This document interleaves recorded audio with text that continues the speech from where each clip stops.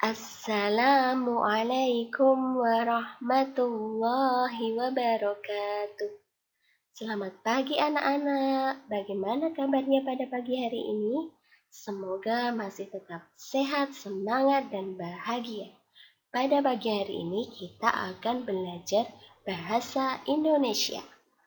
Tema 1, subtema 3, yaitu tentang pertumbuhan hewan.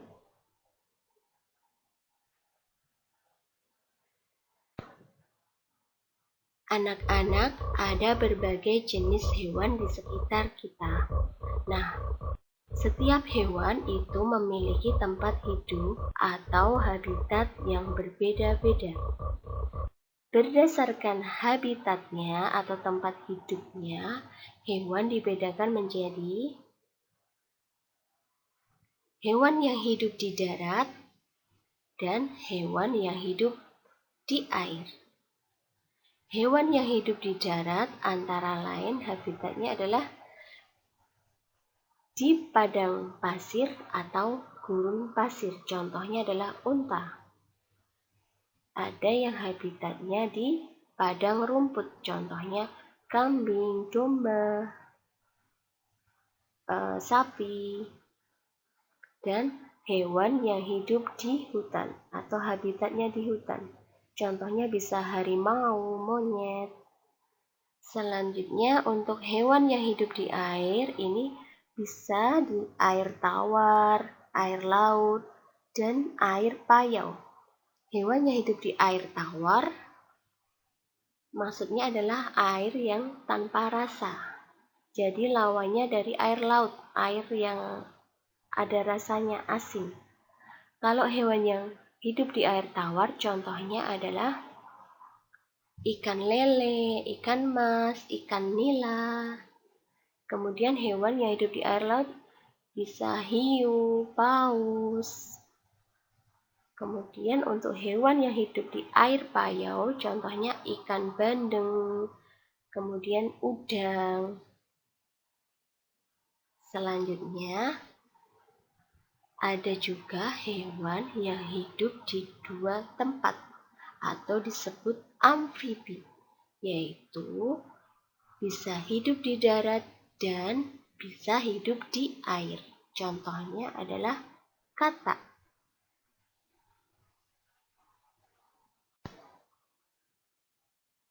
Anak-anak, sama seperti makhluk hidup lainnya, hewan membutuhkan makanan.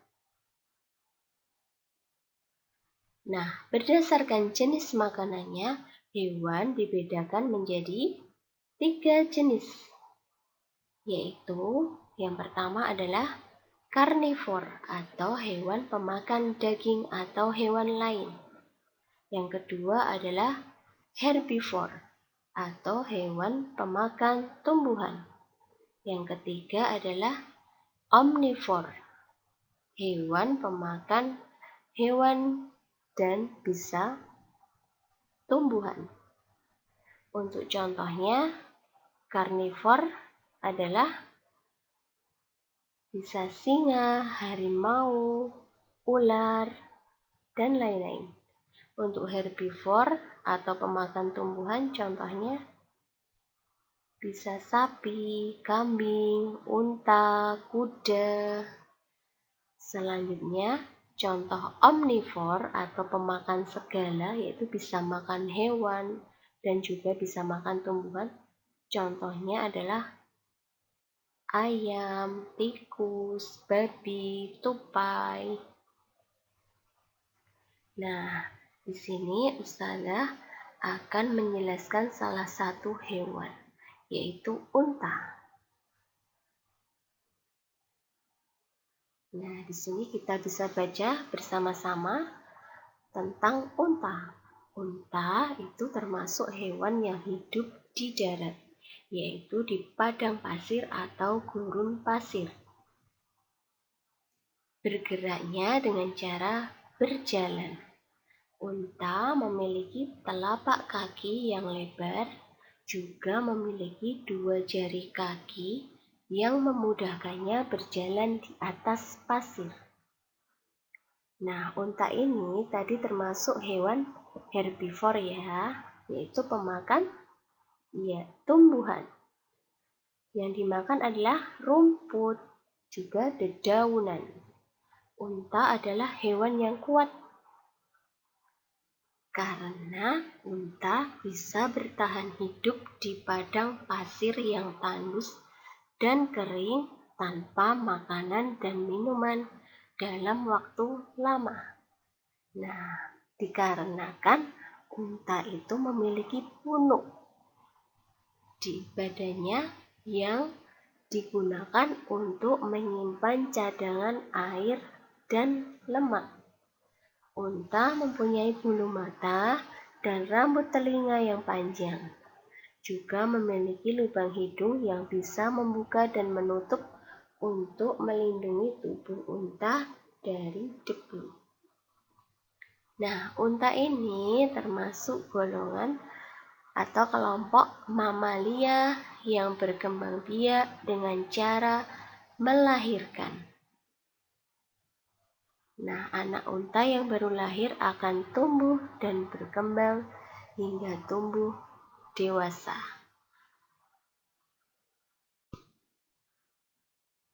Nah, anak unta yang tumbuh dan berkembang menjadi unta dewasa artinya mengalami yang namanya daur hidup. Kita akan bahas bersama-sama tentang daur hidup hewan. Jadi, apa arti dari daur hidup tadi?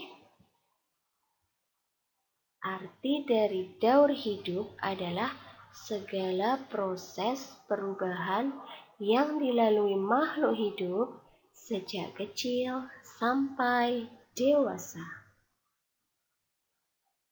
Yang pertama, Ustazah akan bahas tentang daur hidup ayam. Nah, ayam itu berkembang biak dengan cara bertelur atau ovipar. Telur-telur ayam akan menetas menjadi anak ayam. Kemudian anak ayam akan tumbuh dan berkembang menjadi ayam muda. Selanjutnya ayam muda tumbuh dan berkembang lagi menjadi ayam dewasa. Selanjutnya adalah daur hidup ikan. Nah, telur ikan akan menetas menjadi anak ikan. Kemudian anak ikan akan tumbuh dan berkembang menjadi ikan dewasa. Selanjutnya daur hidup kura-kura. Nah, hampir sama dengan yang lainnya. Kura-kura berkembang biak dengan cara bertelur atau ovipar. Telur kura-kura akan menetas menjadi anak kura-kura. Kemudian anak kura-kura tumbuh dan berkembang menjadi kura-kura muda yang kemudian tumbuh lagi dan berkembang lagi menjadi kura-kura dewasa. Anak-anak, pada beberapa hewan ada yang daur hidupnya mengalami proses perubahan bentuk tubuh. Nah, kita akan bahas bersama-sama yaitu tentang daur hidup hewan yang mengalami metamorfosis sempurna. Apa itu metamorfosis sempurna? Nah, kita akan bahas tentang pengertian metamorfosis dulu. Metamorfosis adalah terjadinya perubahan bentuk tubuh pada daur hidup makhluk hidup. Nah, makhluk hidup yang kita bahas di sini adalah hewan ya. Sedangkan metamorfosis sempurna yaitu hewan yang mengalami perubahan bentuk yang sangat mencolok, jadi sangat berbeda dari mulai sejak menetas atau sejak kecil sampai dewasa, mengalami perubahan bentuk tubuh yang sangat mencolok. yang melibatkan waktu yang cukup lama. Di sini contohnya adalah daur hidup kata.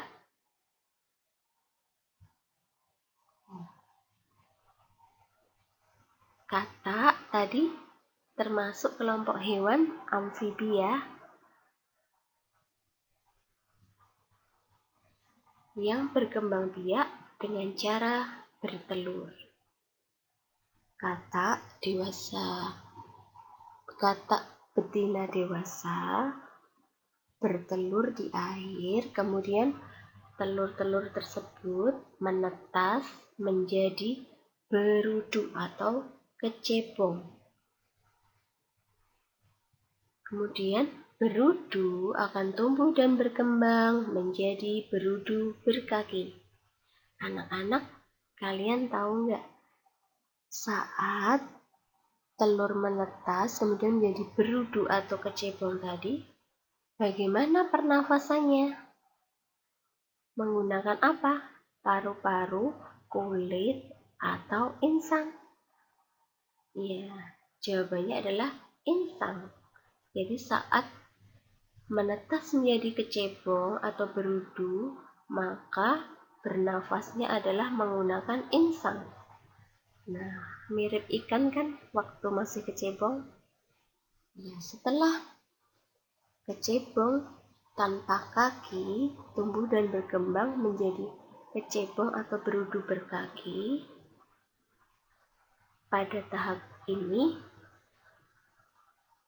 kaki bergerak dengan cara berenang dan masih bernafas menggunakan insang. Seiring berjalannya waktu, kecebong atau berudu akan tumbuh dan berkembang menjadi katak muda dan masih punya ekor, yang kemudian lama-kelamaan ekor katak muda akan menyusut. Katak muda pun tumbuh dan berkembang menjadi katak dewasa. Selanjutnya, daur hidup kupu-kupu.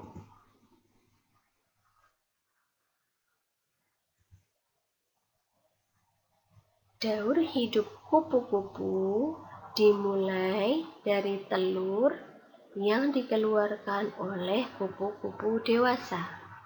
Nah, telur-telur tadi akan menetas menjadi larva. Nah, larva di sini yang dimaksud adalah menjadi ulat.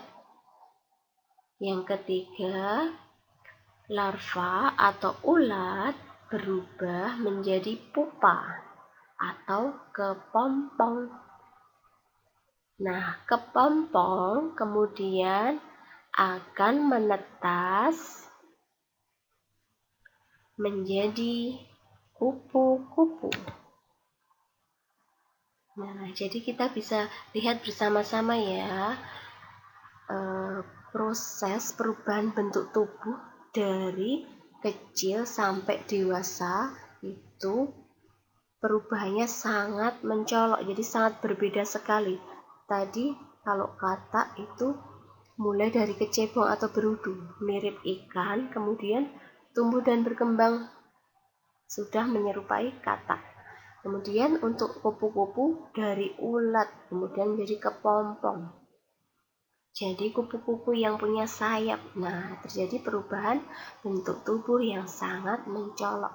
Inilah yang dinamakan hewan mengalami metamorfosis sempurna. Anak-anak, adakah yang tahu pada saat katak yang bertelur, kemudian telurnya menetas menjadi kecebong atau berudu, pernafasannya menggunakan insang. Lalu, bagaimana pernafasannya jika kecebong atau berudu tadi berkembang dan tumbuh menjadi katak muda, kemudian katak dewasa? Adakah yang tahu?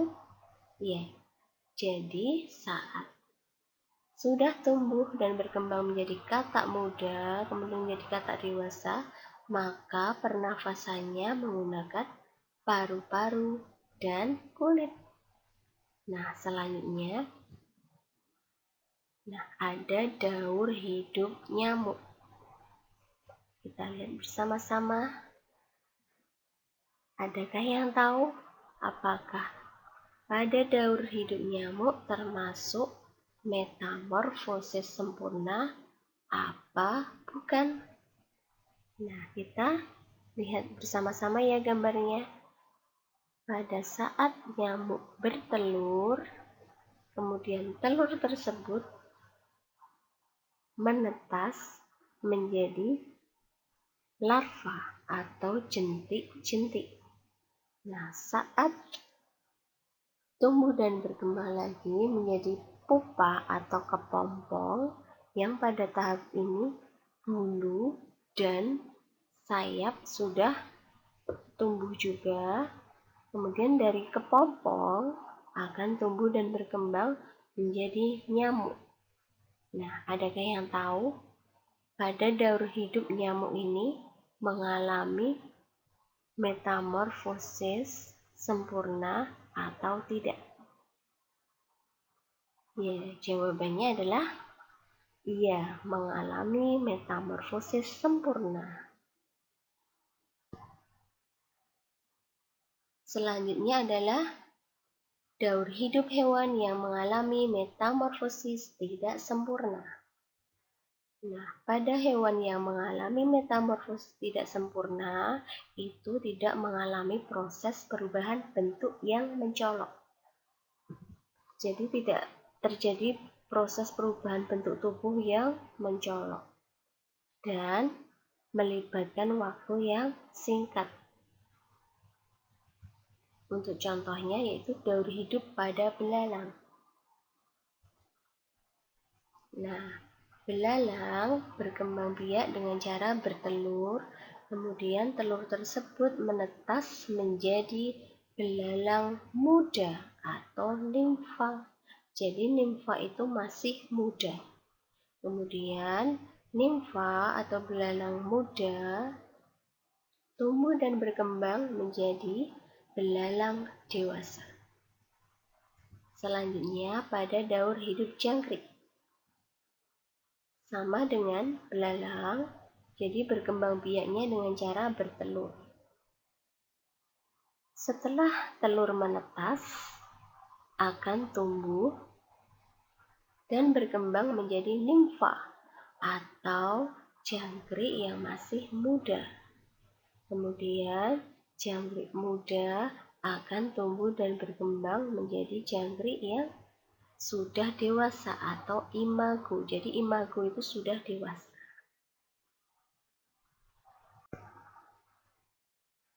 Nah, anak-anak Ustazah yang solih dan solihah, tadi Ustazah sudah menjelaskan tentang habitat atau tempat hidup hewan, kemudian hewan berdasarkan jenis makanannya, dan yang terakhir adalah daur hidup hewan. Maka selanjutnya ada tugas untuk anak-anak. Tugasnya adalah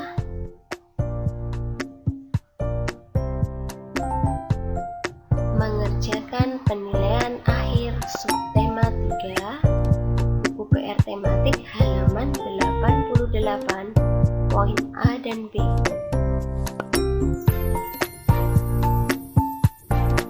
Jawaban ditulis di buku PR dan dikirimkan ke wali kelas masing-masing. Good luck. Demikian Ustazah akhiri. Terima kasih. Wassalamualaikum warahmatullahi wabarakatuh.